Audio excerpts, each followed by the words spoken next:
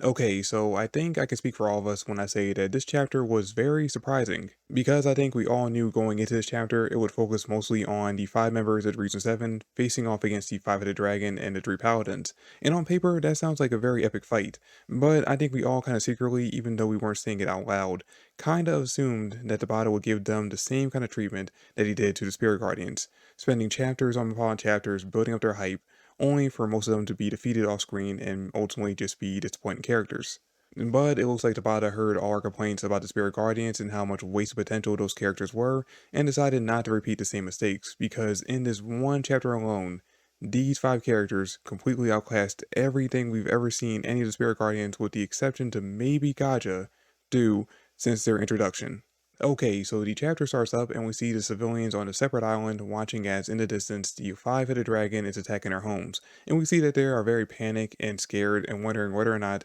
the Shogun and the members of the Ryuzen Seven will be able to handle this legendary monster. And I love the fact that Tabata has decided to start the chapter by showing us the civilians at a very safe distance away from the epic battle that's going down. Because this, in conjunction with a scene from chapter 343, where we see Sister Lily and the Paladins making it to the city and realizing that it's completely empty, go to just highlight that moment in the later part of the chapter, where during the flashback when Ryu was explaining to Ichika and the other members of the Ryuzen 7 about the Paladins showing up and them summoning the five-headed dragon, we find out that that flashback is taking place just a few hours before the beginning of the chapter, and while we actually see that the members of the Ryuzen 7 want to immediately jump in to face off against Sister Lily and the Paladins to defeat them as quickly as possible, Ryu stops them and tells them that their first order of business is to evacuate the entire city where the Paladins are going to show up and summon the dragon, in order to make sure that no one gets caught up in collateral damage. And I love the scene because it just goes to show exactly how much of a great leader Ryu actually is. Because yeah, sure, these five might have actually been able to beat the Paladins before they made it to the Land of the Sun. But on the off chance that they actually brought the fight back to the Land of the Sun, or that the Paladins actually managed to win the fight, Ryu didn't want to run the risk of the civilians being put in danger. So he made sure that they got the civilians to safety first, even if it meant stacking the deck against them even more by giving the Paladins the time to summon the five-headed dragon. And keep in mind that according to their own legends, this dragon was supposed to be very, very powerful, and he was definitely someone that four of these members were not very keen on having to fight against. And they were actually wondering whether or not they could actually handle such a big threat. And this is again where Ryu actually goes to show exactly how great of a leader he is, because with just a few words of encouragement, he turns their entire attitude from "can we win" to "we will definitely win." And we get to see that confidence on full display when we actually cut back over to the fight and we see each of these five members of the Ryuzen 7 take out one head each of the five-headed dragon, each one of them showing off a beautiful display of their own personal Yojutsu mixed together with their own personal style of Zen. And this is actually a nice little bit of detail that we actually see Tabata draw in during the pages where we get to see the members of the Ryuzen 7 attacking the five-headed dragons,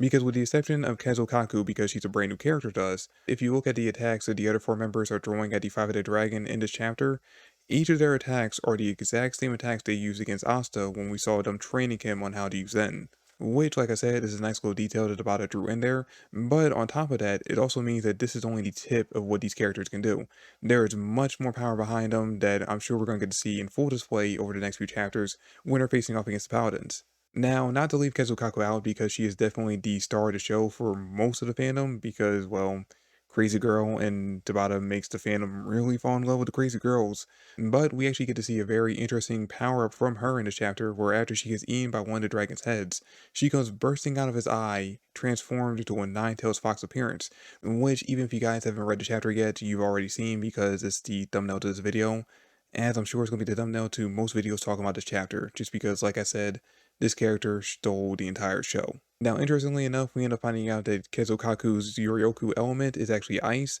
and we also get the elements of the other characters as well that are here in the battlefield. We already knew that Ichika's was darkness, we find out that Daizaemon's is earth, Jozo's is wind, and Komari's is lightning. And while it hasn't officially been stated yet, we all do kind of figure that Fujio's element is music based, even though I'm personally hoping that it's still Earth, just because I really want to go along with that theory that the cat that's on his shoulder is the great Earth spirit. But if his is music based, then that means that Yosuga is the only one left whose element we do not know. But I'm sure we're going to end up finding out pretty soon because more than likely, even though we've seen these 5 characters take out the five-headed dragon who actually went down pretty easily compared to what we all thought he would,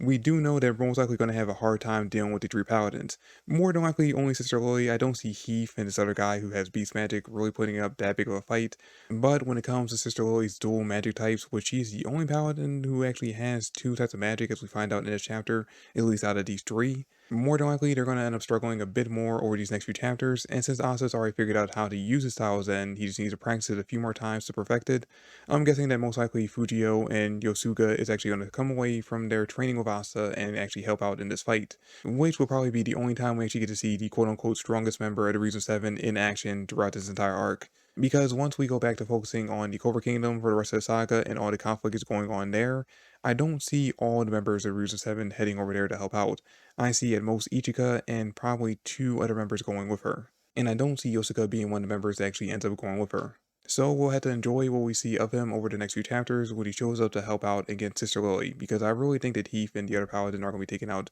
pretty quickly, and she'll be the only one they actually have to try to contend with. And more than likely she won't be defeated by them, but just pushed back and sent back to the Clover Kingdom packing with her tail between her legs, just because it's way too early for Asta to rescue her just yet. Now, onto the bad news. Even though we just came off a break, we are unfortunately heading right back into another one because this will be the last chapter we get in 2022, and we won't begin the next chapter until January 7th, 2023. But not to worry, because one thing the fandom has come to expect from Tabata is that when he goes on breaks, he comes back hitting even harder with the very next chapter. And we're all expecting the same thing to happen on January 7th when we get chapter 347.